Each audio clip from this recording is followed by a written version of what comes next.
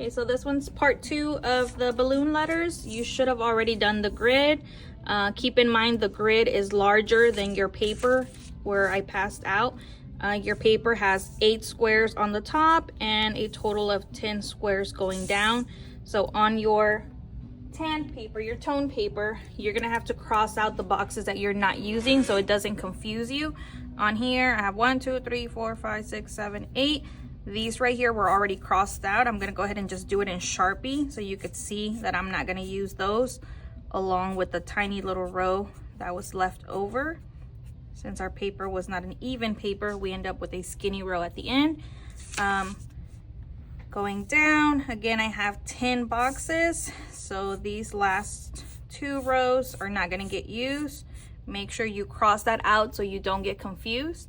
Once you have your outline of your balloon letter, this is where the shading part starts. Make sure you're erasing the grid inside of your letters along with the outside. You could either erase as you go or erase everything at once and then go back at the very end. So here I have this. So the question is, how do I know which color to use? I don't know what to do. I would start off with my darkest one so I could see it have a really dark shadow on this outside. Pretty much the darker shadows are towards the outside of the letter. We did this little half sheet to show you which pencils to use. So over here I have dark, so therefore I'm using a 6B or a 4B, whichever one you want to use for the darkest shadows. So let me put this one back on here. I'm gonna start with my 6B. This curve right here has a dark shadow right here.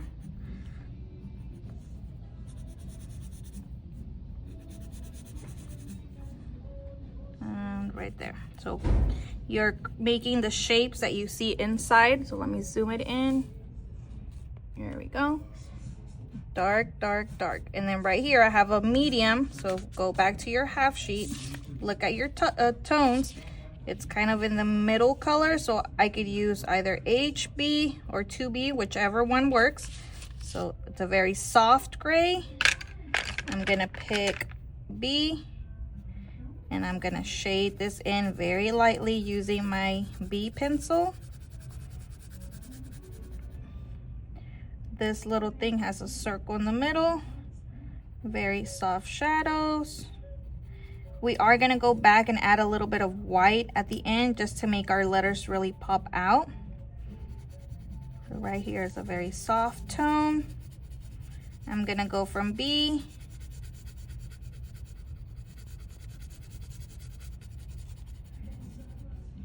to 2H, because the next color down that is light would be 2H.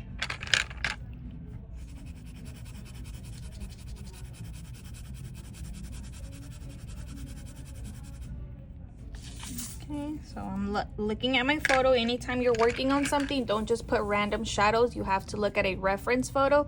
So it goes from light to a really dark to like a light to a white, then light, dark, so you can see the difference on the tones. You should have a blender in your box. If you don't, let me know. I have extras.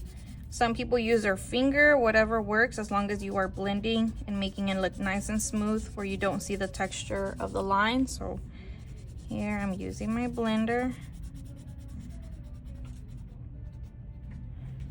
putting my shadows in the correct spot. If you accidentally shade too much, like right here, I feel like it's lighter, go back in with your eraser, erase your highlights, your light spots back out. So you're still able to make changes.